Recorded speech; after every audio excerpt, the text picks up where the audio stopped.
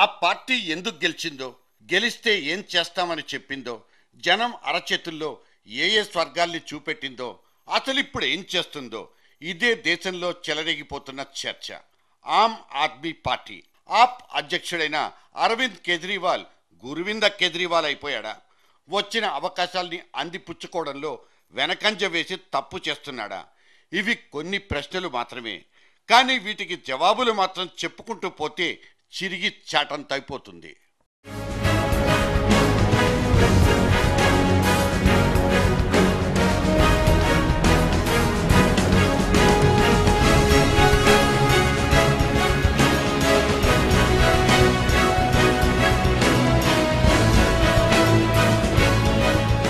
28 సీట్ల గెలుపుతో అటు కాంగ్రెస్కు ఇటు బీజేపీలకు నిలబెట్టి నీళ్లు తాగించేసిన ఆమ్ ఆద్మీ పార్టీ ఇప్పుడు తానే నీళ్లు నమనాల్సిన పరిస్థితి.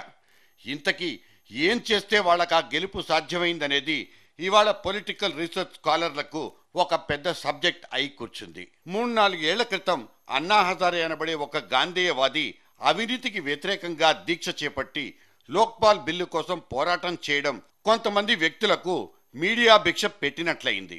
పరిమిత వనరులతో అపరిమితమైన ప్రచారం, పైగా దేశం మొత్తం హోరెత్తిపోయే ప్రచారం కూడా.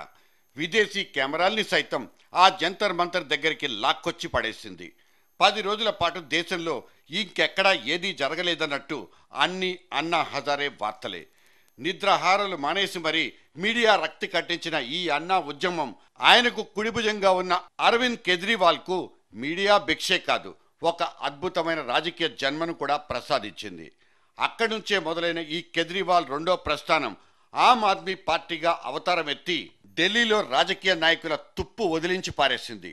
ఇవాళ ఒక పార్టీ పెట్టాలంటే ఎన్నెన్ని కోట్లు కావాలన్న లెక్కలు మన దగ్గరైతే లేవు, కానీ ప్రొఫెషనల్ పొలిటికల్ లీడర్స్ దగ్గర మాత్రం వద్దన్నా వినిపిస్తాయి, సందేహమే లేదు. ఈ నేపథ్యంలో ఇప్పటికే భయంకరంగా వేళ్లునుకుపోయిన పార్టీలతో ఢీకొట్టడానికి ఇంకో పార్టీ పెట్టడం అన్నది ఖచ్చితంగా సాహసమే అవుతుంది. అయితే ఈ సాహసాన్ని ఆయన తన గురువుగా చెప్పుకునే అన్నా హజారే అనుమతులు ఆశీర్వాదాలు లేకుండానే చేపట్టడం ఈ కేజ్రీవాల్కు ఒక డబుల్ ప్లస్.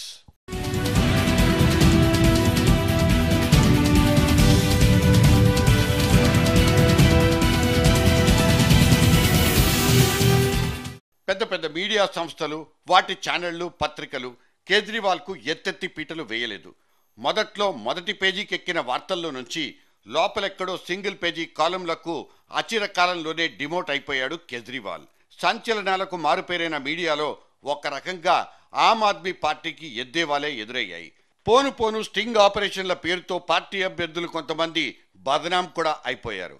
గుక్క తిప్పుకొని విమర్శలు, జవాబులు చెప్పేలోపే మరిన్ని ఆరోపణలు ఉక్కిరి బిక్కిరి చేసి పారేశాయి. కానీ పట్టుదల, కార్యదీక్ష ఈ 2 లక్షణాలే ఆ పార్టీని భుజాన మోస్తున్న వాళ్లకు రక్షణ కవచమై ముందుకు నడిపించింది. ఇక్కడే కేజ్రీవాల్ నలుగురిని ఒక్క తాటి మీదకు తీసుకొచ్చి ప్రజాస్వామికంగా నడిపించగలిగే నాయకుడిగా ఉద్భవించాడు.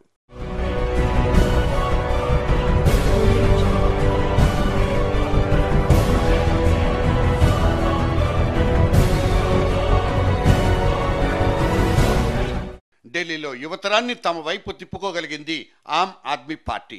గత సంవత్సరం నిర్భయ కేసులో అటు ప్రభుత్వాధికారులు ఇటు రాజకీయ నాయకులు నిర్లక్ష్యంగా బాధ్యతారహితంగా ప్రవర్తిస్తుంటే జనం మాత్రం కేవలం సోషల్ నెట్వర్క్ల ద్వారా సంఘటితమై ఉప్పెన్ల మాదిరిగా ఎగిసిపడ్డం వెనుక అప్పుడే పుట్టిన ఆమ్ ఆద్మీ వాలంటీర్లు కూడా ఉన్నారంటే ఆశ్చర్యపోవాల్సిన అవసరం లేదు.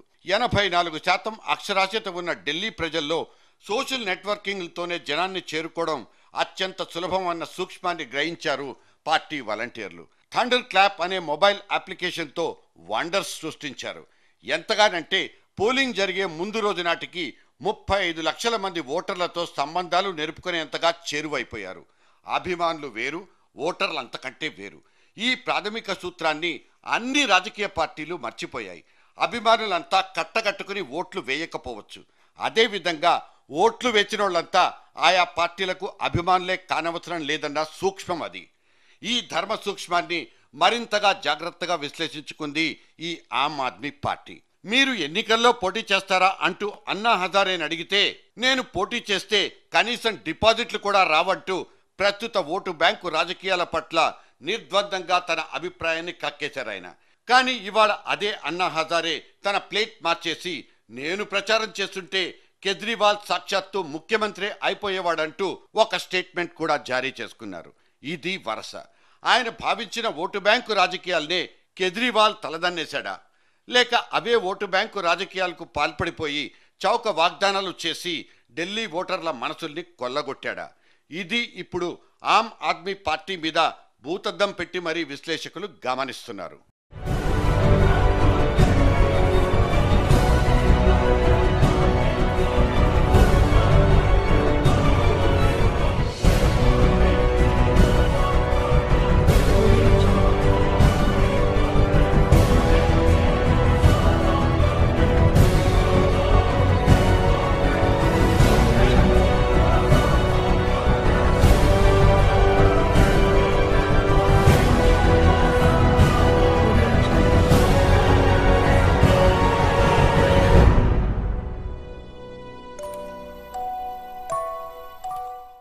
జుగ్గి జోపిడీలతో ఎటువంటి రిజిస్ట్రేషన్లు లేకుండా నివసించే అల్పాదాయ వర్గాల వారికి మీ ఇళ్లను బస్తీలను క్రమబద్ధీకరించేస్తానంటూ ఎడాపెడా వాగ్దానాలు చేయడం, భయంకరమైన సబ్సిడీ ఇచ్చి కారు చౌక ధరకే కరెంటు సరఫరా చేస్తానని చెప్పడం, ఉచితంగానే నీటి సరఫరా అంటూ చూపెట్టిన అరచేతి స్వర్గాలే ఓటు మీటర్ల మీద మీట నొక్కేలా చేశాయనే వాదనలు వినిపిస్తున్నాయి. నిజానికి ఉచిత వరాలతో మొత్తం ఇకానమీకే బొక్క పెట్టి పారేసే బడా పార్టీలకు ఇప్పుడే పుట్టి గెలిచిన ఈ పార్టీకి పెద్ద తేడా ఏముందంటూ తిరగమాత పెట్టేవాళ్లు తయారయ్యారు.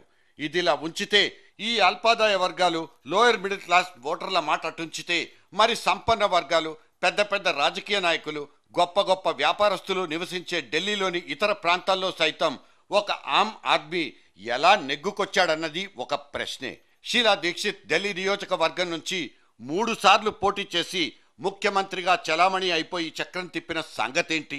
ఈ నియోజకవర్గంలోనే సాక్షాత్తు సోనియా గాంధీ, రాహుల్ గాంధీ, మన్మోహన్ సింగ్ వంటి వాళ్ల ఓట్లన్నీ.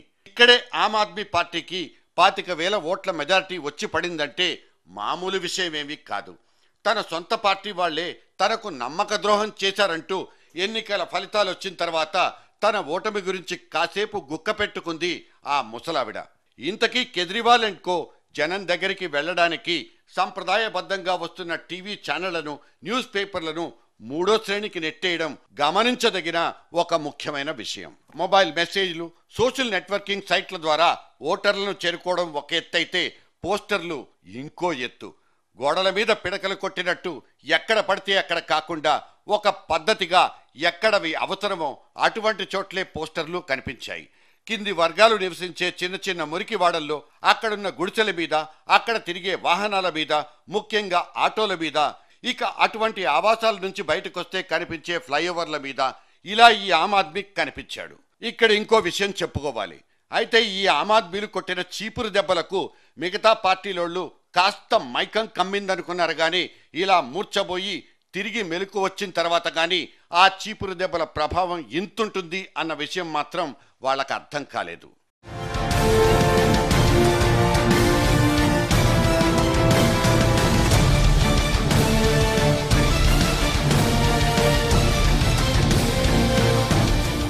ఆమ్ ఆద్మీ పార్టీ కూడా మిగతా పార్టీల్లాగే ఉచిత వరాల జల్లు కురిపించేసి ఓట్లను ఊడ్చి కొట్టుకుపోయిందా, లేక జనం మిగతా పార్టీల మీద ఉన్న అసంతృప్తితో ఈ కొత్త పార్టీని నమ్ముకొని ఓట్లేశారా?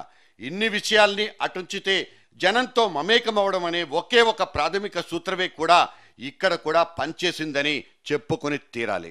ఢిల్లీలో జయకేతనాన్ని ఎగరేసిన ఆమ్ ఆద్మీ పార్టీ కూడా ఓటర్ల నమోదు అనే ఒకానొక సబ్జెక్ట్ను మనస్సుకు హత్తుకుని ఒక యజ్ఞంలా చేపట్టింది. వేలాది మందికి ఓట్లను నమోదు చేయించింది కూడా. అది కూడా వాళ్లకు కలిసొచ్చిన ఒక వరం. ఇటువంటి వరం వాళ్ళు చేపట్టిన ఒక సామాజిక బాధ్యత నెరవేర్చడం మూలంగానే సిద్ధించిందన్న ఇంగితాన్ని మిగతా పార్టీల వాళ్ళు గుర్తించినంత కాలం తేడాలు వస్తూనే ఉంటాయి.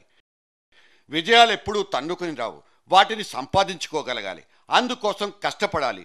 ఇక వచ్చిన విజయాల్ని ఆఖరి అవకాశంగా భావించి సంపాదనలో మునిగిపోయే వాళ్లకు భవిష్యత్తు ఉండదనే విషయం ఇప్పుడు రాజకీయ డిక్షనరీలో తిరగరాసుకోవాల్సిన సూత్రం కూడా. ఒక కేజ్రీవాల్ సాధించిన విజయం దేశమంతా సాధ్యమైపోతుందని ఎవరూ చెప్పబోవడం లేదు.